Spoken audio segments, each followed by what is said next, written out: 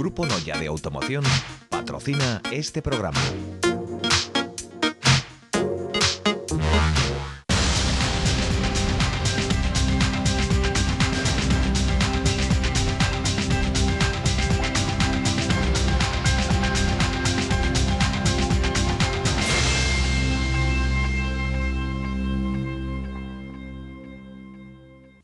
Saudos de novo, estamos xa de volta en Tempo de Preguntoiro, un espazo que hoxe compartimos co alcalde de Santiago, con Ángel Currás. Boa noite. Boa noite, Inés. Non tiveramos ocasión aínda de falar con vostede das eleccións autonómicas, así que como fixen tamén o que levamos de semana con PSOE e BNG, pidolle unha primeira valoración do que pasou no 21 de outubro. Bueno, a valoración está nos resultados, non? Eu creo que Galicia refrendou unha política responsable, unha política seria, levada a cabo polo presidente Feijóo nos últimos 4 anos, e non quixo experimentos. Non quixo experimentos de 3, 4 partidos, algún dos cales pois xa coñecemos polo goberno do bipartito entre 2005 e 2009.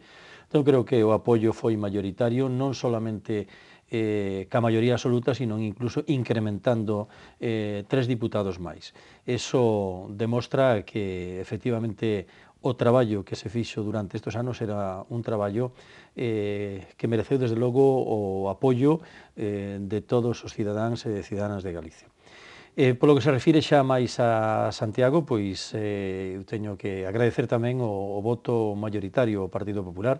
Prácticamente de 100 votos, pois prácticamente 50 son para o Partido Popular, cunha participación además moi importante en Compostela. Sempre tememos unha menor participación, especialmente debido á situación tamén de certo hastío en eleccións continuas nos últimos anos, e tamén hastío pola situación da crise económica e social que estamos padecendo, pero en calquer caso o resultado está aí, un 67 casi por cent de participación e un 44,4% de voto hacia o Partido Popular, co cual eu teño que valorar especialmente esos resultados e, desde logo, agradecer a Compostela o apoio maioritario ao goberno da Xunta de Galicia.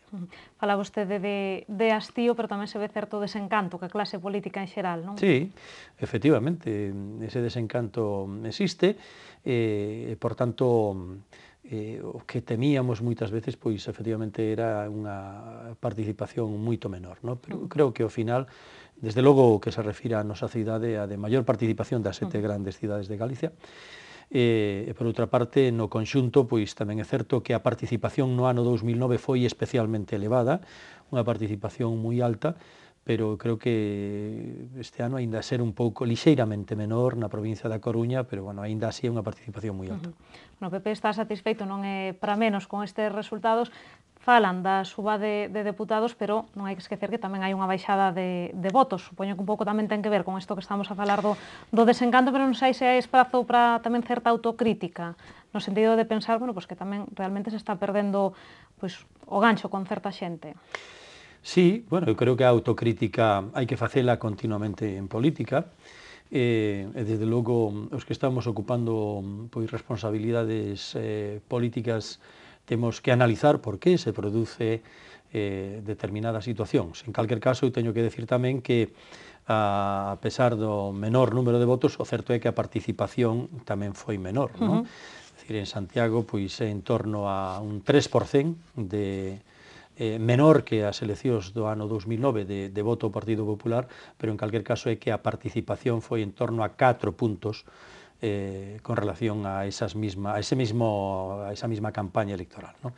Por tanto, de todas formas, eu considero que, efectivamente, bueno, pois hai que analizar detenidamente as razóns e os mensaxes que nos está trasladando continuamente a cidadanía, non? Nese sentido, a responsabilidade nosa é, desde logo, valorar todas esas circunstancias e valorar por que se producen, claro. Bueno, deixamos xa as eleccións porque a vida segue despois do 21 de outubro. Hoxe teñamos esta mañá pleno extraordinario no Concello de Santiago para aprobar as ordenanzas fiscais de 2013 que saíron adiante ca oposición de PSOE e BNG, que son críticos sobre todo que ten que ver co IBI. Tamén é certo que aplauden outros aspectos do texto. Supoño que nese sentido satisfacción, non? Porque por unha vez se vexa unanimidade, ainda que sexa son unha parte do tema das ordenanzas. Bueno, eu teño que decir que é a primeira vez neste Concello de Santiago en donde o goberno, neste caso do Partido Popular, conxela totalmente os impostos e as tasas para o ano 2013, xa o fixo no ano 2012, e non solamente eso, sino que non se aplica a actualización do IPC. Tanto, iso é a primeira vez que se fai. En segundo lugar, precisamente tendo en conta a situación, a grave situación económica de moitas familias, o goberno vai a permitir que se fraccione en 3 plazos o pago do IBI. De tal maneira que a hora que se facía entre o 20 de setembro e o 20 de novembro se pode facer no mes de maio, no mes de agosto e no mes de novembro. Por tanto, isto é facilitar tamén ás familias de Compostela o que poidan facer frente aos seus impostos, concretamente neste caso o IBI, en 3 plazos. Bueno, en terceiro lugar, eu diría que se produce unha actualización en relación ca normativa tamén tributaria estatal e incluso europea, que era tamén un obxectivo destas ordenanzas. Bueno, pois eu comprendo que a oposición, aínda que valorou expresamente esta decisión do grupo de goberno, pois eu supoño que eles pois pretenden, lóxicamente, que vayamos máis lonxe, aínda que eles non fixeron nada, todo o contrario. É dicir, cando se fala do IBI, o gran catastrazo neste país foi do goberno Zapatero, apoiado polo Bloque Nacionalista Galego. No ano 2009 se revisa os valores catastrais e se aplica xa no ano 2010. Por tanto, aí sí que se produce un incremento importante do IBI. Bueno, pois nosotros, lóxicamente, vamos a intentar, desde logo, desafogar un pouco a situación económica das familias. Fala vostede dese catastrazo do ano 2009, pero é certo que co goberno de Mariano Rajoy houve outra suba, que no caso de Compostela foi un pouco menor por ter aplicado esa revisión dos valores catastrais en 2009. Sí, efectivamente, recentemente se produce outra suba inferior, non é lóxicamente a que se produxo no ano 2009, pero bueno, as circunstancias económicas tamén motivan que efectivamente se revisen ese tipo de gravamen, ¿no? En calquer caso, nosotros dixémolo moi claramente. O primeiro é facilitar a todas as familias que poidan pagar en 3 plazos, conxelar automáticamente os impostos e tasas da cidade. Bueno, pois eu creo que neste momento é de agradecer cando outros concellos, por exemplo, de Vigo, gobernado tamén polo Bloque e polo PSOE, o que están facendo é incrementando precisamente os impostos e as tasas. Con respecto ao tema do IBI, que foi o que suscitou o maior debate no pleno desta mañá, PSOE e BNG van pedir, bueno, pois que o Concello trate de rebaixar esa suba actuando sobre o tramo que lle corresponde. Dicía a concelleira Cecilia Sierra que iso non é posible, quixera saber por qué, onde está o límite. Bueno, eso en primeiro lugar non é posible polo decreto a nivel estatal. En segundo lugar, é curioso a falta de coherencia do señor Bugallo e do señor Cela. É dicir, a ordenanza aprobouse no ano 2001, desde o ano 2001 hasta o día de hoxe, tiñamos unha ordenanza aprobada polo Bloque e polo Partido Socialista e ningún destos anos deixou de crecer os impostos en Santiago. E, por suposto, non se conxelaron. Neste momento, nosotros non podemos acometer unha baixada do tipo de gravamen, do tipo impositivo, porque a situación do Concello de Santiago, tamén no que se refire ao aspecto económico, pois non é a mellor, e temos que seguir facendo frente aos servicios públicos exactamente igual que o ano pasado. En calquer caso, se no ano 2014 iso é posible, xa nosotros anunciamos que desde logo repercutiríamos unha baixada no imposto de bens inmobles. Pero neste ano non o podemos facer.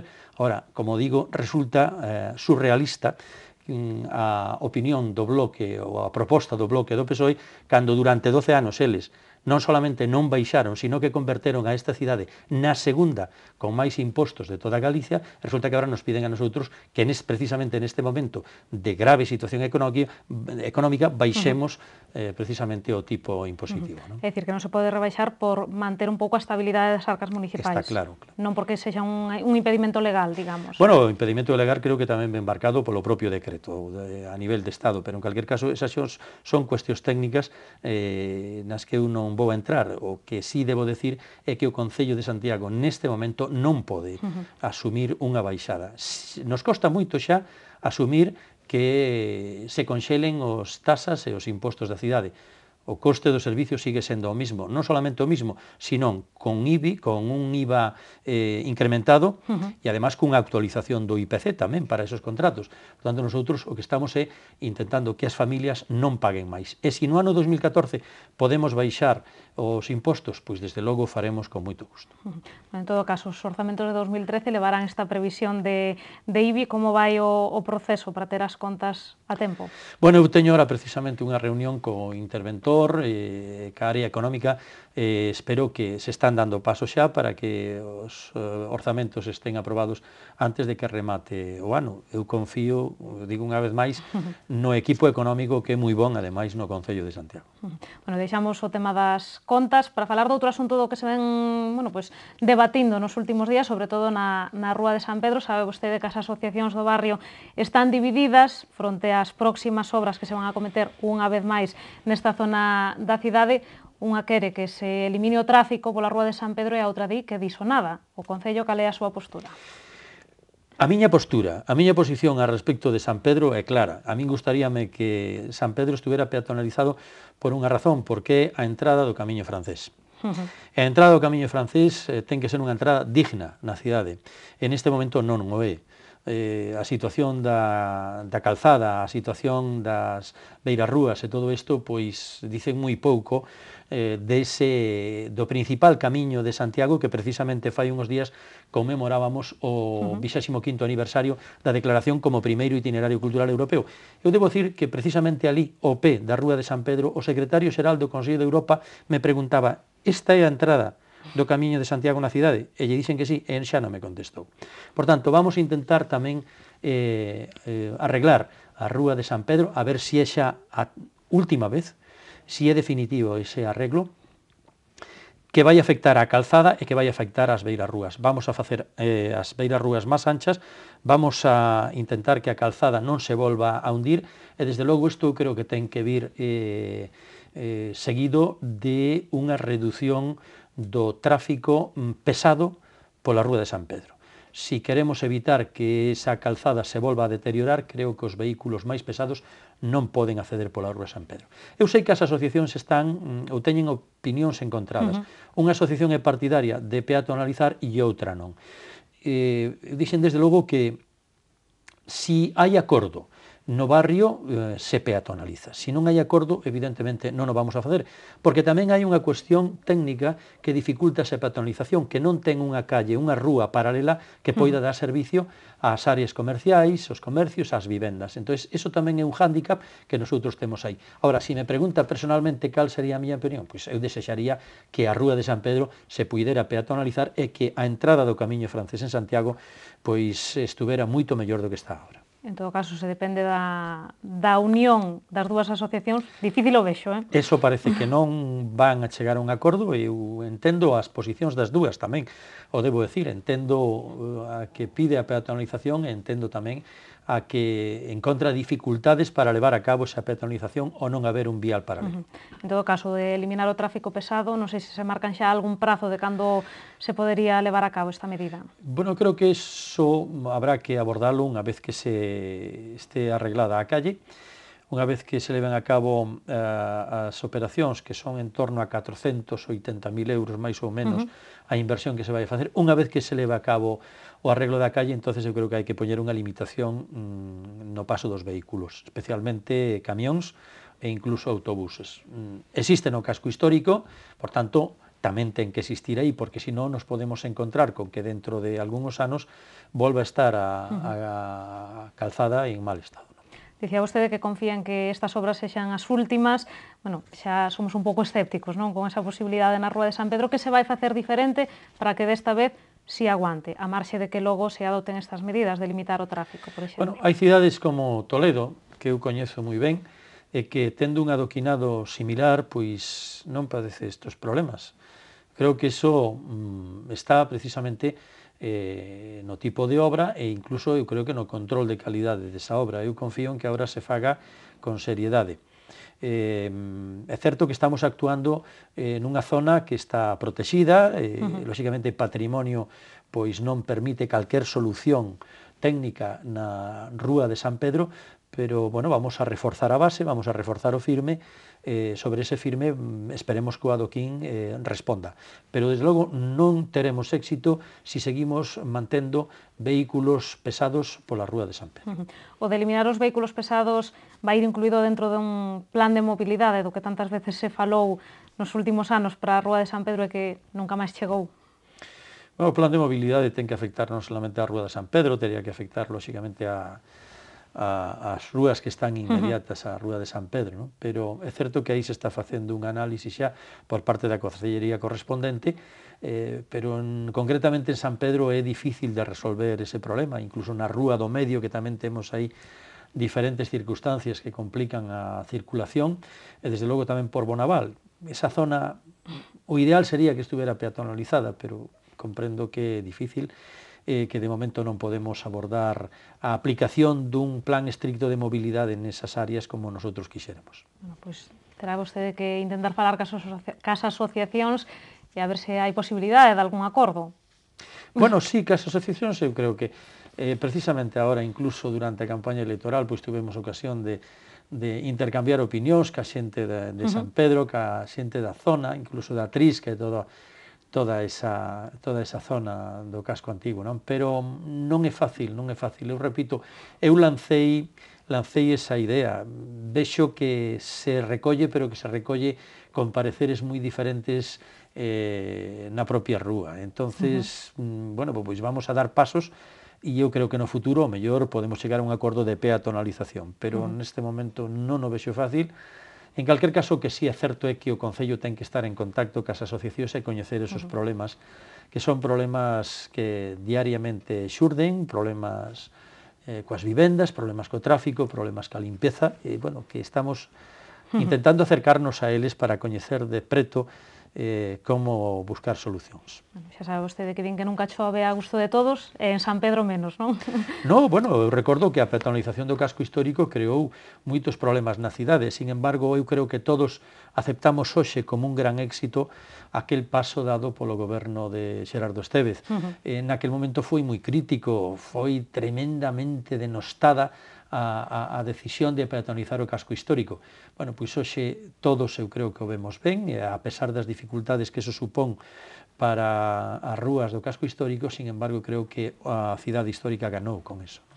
Bueno, rematase o noso tempo, daría para moito máis, pero, bueno, vémolo convencido da súa postura, iso en primeiro lugar.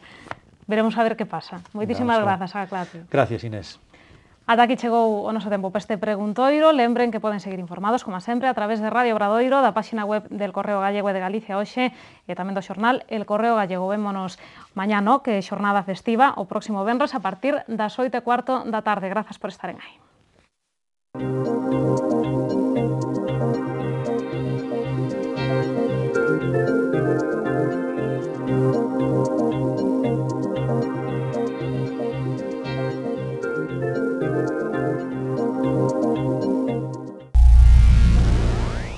Grupo Noya de Automoción ha patrocinado este programa.